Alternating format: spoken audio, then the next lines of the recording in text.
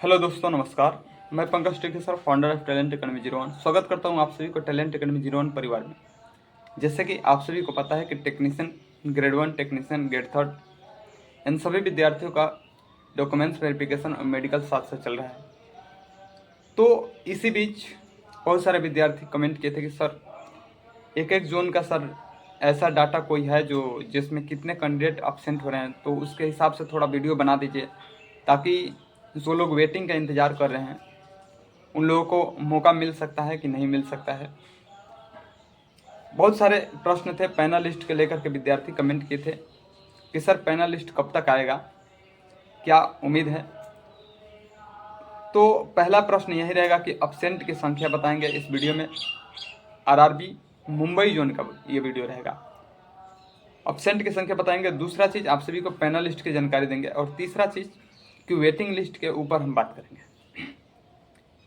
कल मैंने एक वीडियो प्रोवाइड किया था, नियर अबाउट 2000 व्यूज़ गए हैं। आरआरबी चेन्नई जोन का था। बिल्कुल इसी तरह मैंने डाटा उसमें भी दिया है। तो उसमें दो कमेंट ऐसे आए थे जो कह रहे थे कि ये अपने अनुमान से बता रहे हैं, और चूँकि ये एक्चुअली सही डाटा नहीं है। तो मेरे दोस्त, उसमें तो मैंने कुछ स्किप कर दिया था कुछ बातों को, लेकिन इस वीडियो में मैं स्किप कुछ भी नहीं करूँगा। अगर वे व्यूअर्स मेरे इस वीडियो को देखेंगे तो उनको पता लग जाएगा कि कहीं ना कहीं मेरे जोन के ये जो जोन है उसके बारे में मुझे कुछ नहीं बहुत कुछ मालूम है। तो सबसे पहले मैं कहना चाहता हूं कि जो भी कैंडिडेट इस प्लेटफार्म पर नए हैं वह कैंडिडेट इस चैनल को सब्सक्राइब कर ले। एकमात्र ऐसा प्लेटफार्म जिस पर विद्यार्थी कमेंट करते हैं और उसका शाम को नेक्स्ट डे मैं सोल्यूशन प्रोवाइड करता हूँ। कल मैंने वीडियो प्रोवाइड नहीं किया था, आज भी मैं शाम वाली वीडियो प्रोवाइड नहीं कर पाऊँगा, क्योंकि लेटेस्ट जानकारी आज ऑटोमेटिक 2 है।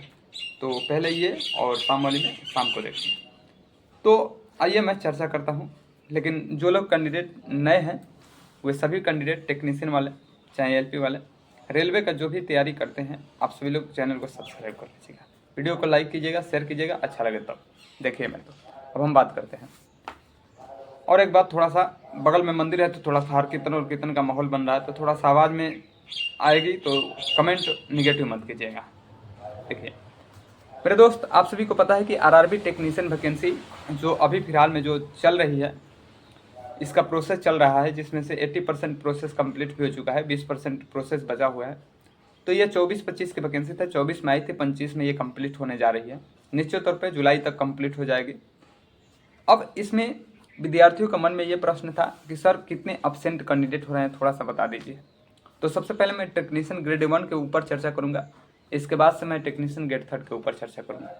टेक्नीशियन ग्रेड 1 की अगर चर्चा करते हैं तो टेक्नीशियन ग्रेड 1 में मेरे दोस्त पहले बार जब वैकेंसी आई थी तो उस टाइम टेक्नीशियन ग्रेड 1 में 152 पोस्टें थी। फिर कुछ सीटों को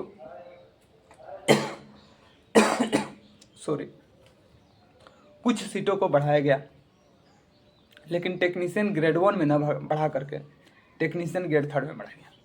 यानी टेक्नीशियन ग्रेड 1 में फर्स्ट टाइम भी 152 सीटें थी और सेकेंड टाइम भी 152 सीटें थी। इंक्रीज किए गए सीटों की संख्या, फिर भी इतनी ही सीटें थी टेक्नीशियन ग्रेड 1 में। अब इसमें हुआ क्या कि इनका जो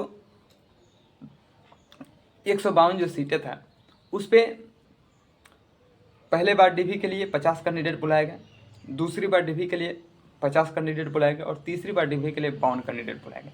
अगर हम बात करते हैं कि इनका डीवी कब हुआ था, तो 8, 9 और 11 जनवरी, फिर मार्च, अप्रैल में हुआ था।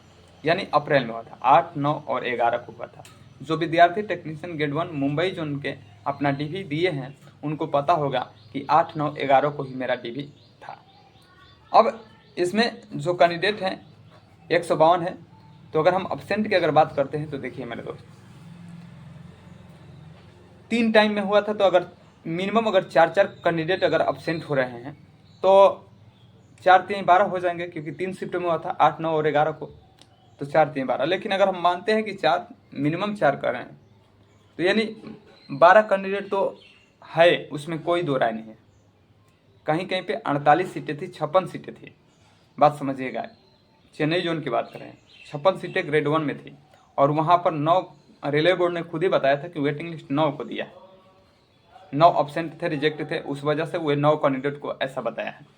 तो कहीं ना कहीं यहाँ पर तो 150 कैंडिडेट है टेक्नीशियन ग्रेड 1 में, तो हम मिनिमम अगर बात करते हैं तो 15 से 20 कैंडिडेट ऐसे हैं जिनको वेटिंग लिस्ट यानी सेकेंड डीवी यानी राउंड 2 के लिए बुलाया जाएगा, और उस कैंडिडेट का डीवी और मेडिकल दोबारा होगा, यानी नए तरीके से होगा, क्योंकि वे नए कैंडिडेट रहेंगे तो उनको बुलाया जाएगा। ठीक है। अब विद्यार्थी का मन में ये प्रश्न है कि सर नए जो कैंडिडेट आएंगे क्या कट ऑफ भी डाउन होगी? तो मेरे दोस्त, टेक्नीशियन ग्रेड 1 की कभी भी कोई भी वैकेंसी होती है, अगर नए कैंडिडेट को बुलाती है तो कट ऑफ को डाउन करके ही बुलाई जाती है, तो निश्चित तौर पे कट ऑफ डाउन होगी। ठीक है। तो टेक्नीशियन ग्रेड 1 में आप सभी को पता होगा कि आरआरबी टेक्नीशियन ग्रेड 1 में कितने कैंडिडेट एब्सेंट हो सकते हैं, तो 15 से 20 कैंडिडेट को मौका मिलेगा जो नए कैंडिडेट रहेंगे। ठीक है। आइए अब मैं टेक्नीशियन ग्रेड 3 के ऊपर चर्चा करता हूँ। टेक्नीशियन ग्रेड 3 आरआरबी मुंबई, और इसमें पहली बार जो वैकेंसी आई थी उसमें 1132 सीटें थी फर्स्ट टाइम, लेकिन बाद में वैकेंसी को बढ़ाई गई, और वैकेंसी बढ़ाने में उसमें और एक्स्ट्रा वैकेंसी में और एक्स्ट्रा उसमें सीटें जोड़े गए थे, 599 सीटें जोड़े गए थे। 1132 पहले थी और बाद में जब इंक्रीज हुई वैकेंसी तो उसमें 599 सीट बढ़ाई गई। टोटल जोड़ा गया तो वह 1731 सीटें हुई, 1731 सीटें हुई। अब इसमें जो 1731 जो सीटें हैं उसमें कितने कैंडिडेट को वेटिंग लिस्ट के लिए मौका मिल सकता है, कितने कैंडिडेट एब्सेंट होंगे, उसके ऊपर चर्चा करते हैं। तो मेरे दोस्त देखिए, ऑटोमेटिक अगर मान लीजिए कि 1700 ही सीट हैं, तो 1700 सीट है, तो इससे पहले वाली जो वैकेंसी आई थी 18-19 में हुई थी वैकेंसी आरआरबी एलपी और टेक्नीशियन के, उस टाइम 10% या 12% कैंडिडेट ऐसे थे जो कि एब्सेंट हो रहे थे। एब्सेंट होना तय है मेरे दोस्त। क्यों? रीज़न क्या है इसका? रीज़न यही है कि 1:1 में कैंडिडेट को 1:1 फॉर्मेट में बोले है कैंडिडेट को, तो सीधी सी बात है कि जैसा वो चाहेंगे वैसा तो कैंडिडेट मिलेगा नहीं। उसमें भी कई कारण हैं, कारण भी आपको बताएंगे क्या क्या कारण हो सकते हैं विद्यार्थी को रिजेक्ट होने का और सेलेक्ट होने का। तो यानी अभी हम चर्चा सिर्फ यही करते हैं कि 1731 जो कैंडिडेट हैं सीट है, इस पर कितने कैंडिडेट एब्सेंट हो सकते हैं। तो पिछले के अकॉर्डिंग अगर देखा जाएगा तो 10 से 12%, लेकिन वर्तमान में अगर हम ले करके चलते हैं 5 से अगर 7% अगर ले करके चलते हैं, 5 से 7% तो एकदम श्योर है कि ऐसे इतने कैंडिडेट एब्सेंट होंगे ही होंगे। तो 17 से अगर हम ले लेते हैं 1700 ही लेते हैं, और 1700 का अगर हम 7% निकालते हैं तो 17×7 से होता है, यानी 119 हो जाएगा। 119 कैंडिडेट अगर हम 7% निकाल रहे हैं तो 119 कैंडिडेट ऐसे हैं जो एब्सेंट होंगे। लेकिन हम 19 को छोड़ ही देते हैं। ठीक है। हम बस सिर्फ 5% के ऊपर चर्चा करते हैं इस बार, क्योंकि थोड़ा सा बेरोजगारी बहुत ज़्यादा चरम सीमा पे है। लेकिन इस बार भी मुझे जहाँ तक अनुभव है, जिस तरह से विद्यार्थी उत्तर प्रदेश पुलिस में कुछ सेलेक्ट हुए हैं, कुछ विद्यार्थी उत्तर प्रदेश ये जो बिहार पुलिस में सेलेक्ट हुए हैं, कुछ विद्यार्थी बिहार टीचर में सेलेक्ट हुए हैं, कुछ और भी वैकेंसी है जिसमें विद्यार्थी सेलेक्ट हुए हैं। इस वजह से अगर देखा जाएगा तो 5% या 7% तक सीटें एब्सेंट रहेंगे कैंडिडेट, उसमें दो राय नहीं है। तो अगर हम 5% अगर निकालते हैं 1700 का अगर 5% निकालते हैं तो 17×5 = 85 कैंडिडेट। तो मिनिमम अगर मैं बात करता हूं तो मेरे दोस्त 80 कैंडिडेट ऐसे हैं जो एब्सेंट होंगे 1700 में, उसमें कोई दो राय नहीं। लेकिन अगर मैक्सिमम की बात करते हैं तो 100 प्लस रहेंगे। अगर हम एवरेज की बात करते हैं तो 100। ठीक है।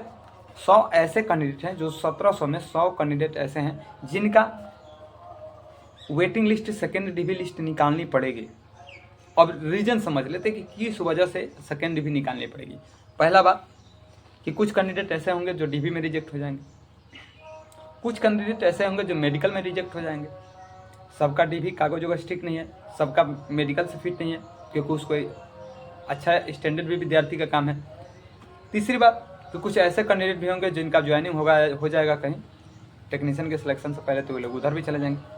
चौथा बात, कुछ ऐसे कैंडिडेट भी होंगे जिनका पैनल लिस्ट में नाम ही नहीं आएगा। तो और पांचवा ये है कि गवर्नमेंट ने 1:1 के फॉर्मेट में विद्यार्थी को बोले। ये 5 जो चुनौती हैं ये अपने आप में एक बहुत बड़ी रोल करेगी विद्यार्थियों को सेलेक्ट होने से। ये 5 जो नियम मैंने बताया है, इस वजह से विद्यार्थी सेलेक्ट नहीं एब्सेंट ही होंगे और सीटें खाली ही होंगे। तो 1700 में अगर एक एवरेज मान करके चलते हैं तो मैंने आरआरबी चेन्नई जोन में मैंने 150 सीटें बताई थी, चांस बनेगा टेक्नीशियन ग्रेड थर्ड में। लेकिन यहाँ पर मुंबई जोन में एक एवरेज अगर डाटा की बात करते हैं तो 100 सीटें ऐसी होंगी जो खाली रहेंगी और उसके लिए नए कैंडिडेट को बुलाया जाएगा। अब विद्यार्थी जो लोग पूछते हैं कि सर टेक्नीशियन ग्रेड थर्ड में भी कट ऑफ डाउन होगी, मेरे दोस्त जब भी नए कैंडिडेट को बुलाया जाएगा तो कट ऑफ निश्चित तौर पर डाउन होगी। तो आई होप कि आप सभी लोग यह भी बात समझ लेंगे, ठीक है। अब अगर हम बात करते हैं कि इनका सर डीवी कब स्टार्ट हुआ था और कब अंतिम हुआ है। इनका डीवी मेरे दोस्त उस टेक्नीशियन ग्रेड 1 का 8, 9 और 11 को चला था और इनका 15/4/2025 से शुरू हुआ था। 15/4/2025 से शुरू हुआ था और इनका चला था 22/5/2025 तक। जो candidate RRB technician grade third के होंगे मुंबई का, उनको पता होगा कि 15 तारीख से डीवी स्टार्ट हुआ था और ये डीवी 22/5/2025 तक चला था। इसके बीच में अब विद्यार्थी का कहने का मतलब है कि सर एक एक शिफ्ट में जैसे जो लोग गए होंगे तो अपना मान लीजिए कि 15 तारीख गए होंगे तो 15 तारीख को 2 शिफ्ट में हो रहा था। फर्स्ट शिफ्ट में 80 कैंडिडेट को बुलाया गया था, सेकेंड शिफ्ट में 80 कैंडिडेट को बुलाया गया। इस तरह से टेक्नीशियन ग्रेड थर्ड में 22 डेट रखे गए थे। 22 दिन उन सभी का डीवी और मेडिकल हुआ था। उसमें प्रत्येक दिन 80 कैंडिडेट को बुलाया गया था। लास्ट दिन जो था उस दिन कैंडिडेट जो थे 51 कैंडिडेट को बुलाए गए थे, 51 कैंडिडेट को। इस तरह से 1731 कैंडिडेटों का डीवी और मेडिकल संपन्न हुआ था। तो आई होप कि आप सभी लोगों को पता हो गया होगा कि ये जो जानकारी मैं दे रहा हूँ कोई फेक नहीं दे रहा हूँ। और अगर हम बात करते हैं कि अगर पैनल लिस्ट इसका कब तक आ जाएगा सर, तो पैनल लिस्ट देखिए टेक्नीशियन ग्रेड 1 का 8 अप्रैल से शुरू हुआ था और 11 अप्रैल तक चला था। लेकिन इसका क्या है कि इसका 15 अप्रैल से शुरू हुआ था और इसका 22 मई तक चला था। तो 22 मई तक, तो अगर हम इसमें 20 जोड़ देते हैं तो अभी फिलहाल में जून चल रहा है, 5-6 तारीख है, ठीक है। तो 5-6 तारीख है तो इसमें क्या है कि इसमें का 6 दिन ले लीजिए और उधर आप 8 दिन 9 दिन ले सकते हैं, तो 14-15 दिन हुआ मिनिमम मान लीजिए। अभी 8-10 दिन लग जाएंगे इसका पैनलिस्ट आने में। जो विद्यार्थी पूछ रहे थे आरआरबी टेक्नीशियन ग्रेड 1 हो चाहे थर्ड हो, मुंबई जोन से हम पूछ रहे थे कि सर वेटिंग कब तक आएगी, अरे पैनलिस्ट कब तक आएगा, तो वे आप सभी लोग समझ जाइएगा अगर पैनलिस्ट आएगा भी तो 15-20 के बीच में आ जाएगा, ठीक है। तो ये कुछ प्रश्न थे। तो मैंने अब्सेंट कैंडिडेट को बता दिया कि टेक्नीशियन ग्रेड 1 आरआरबी मुंबई में मिनिमम 15 से 20 कैंडिडेट अब्सेंट होंगे और आरआरबी टेक्नीशियन ग्रेड थर्ड में मुंबई जोन में मिनिमम 80 और अधिकतम 100 प्लस, लेकिन एवरेज रहेगा 100 कैंडिडेट अब्सेंट होंगे। पैनलिस्ट की संभावनाएं मैंने बता दिया कि 15 से 20 जून के बीच में आप सभी को देखने को मिल जाएगी। अब कुछ विद्यार्थी ऐसे कह रहे थे कि सर क्या वेटिंग लिस्ट 100% आएगी, तो उस पर थोड़ा सा मैं फोकस कर देना चाहता हूँ मेरे दोस्त। ये जो वेटिंग लिस्ट है, वेटिंग लिस्ट का प्रावधान खत्म कर गए और राउंड 2 राउंड 3 ऐसे करके अभी आएगी। विद्यार्थियों को मेन उद्देश्य उसका क्या रहेगा, वेटिंग करना ही होगा, ठीक है। तो 100% है कि सीटें खाली नहीं रहेंगी, आप सभी को मौका दिया जाएगा। तो आप सभी लोग अपने जोन के कांटेक्ट में रहें, अपने जो आरआरबी जो जोन है आपका, उस जोन के साइट पर आप सभी लोग तत्पर हैं, एक्टिव रहें और जो भी लेटेस्ट सूचनाएं निकल रही हैं उसे देखें और अपना रोल नंबर और अपना नाम मिलाएं। हो सकता है कि शायद उस लिस्ट में आपका भी नाम हो सकता है। तो कैसी लगी ये वीडियो? अगर वीडियो अच्छी लगी होगी तो चैनल को लाइक कीजिएगा, सब्सक्राइब कीजिएगा और आप सभी लोग कमेंट कीजिएगा कि मेरी जो अगले वीडियो हो वह किस जोन के ऊपर मैं वीडियो बनाऊँ, किस जोन की आप सभी को लेटेस्ट जानकारी चाहते हैं। और एक बात, ये जो डाटा मैं शेयर कर रहा हूँ, ये डाटा बिल्कुल एक्यूरेट नहीं है। मैं एक अपने अनुभव के साथ, मैंने 2 महीना से जो वीडियो प्रोवाइड कर रहा हूँ उसके अनुभव के साथ मैं ये डाटा आप सभी के पास शेयर कर रहा हूँ। तो मिलते हैं नेक्स्ट डे, तब तक के लिए जय हिंद, जय भारत।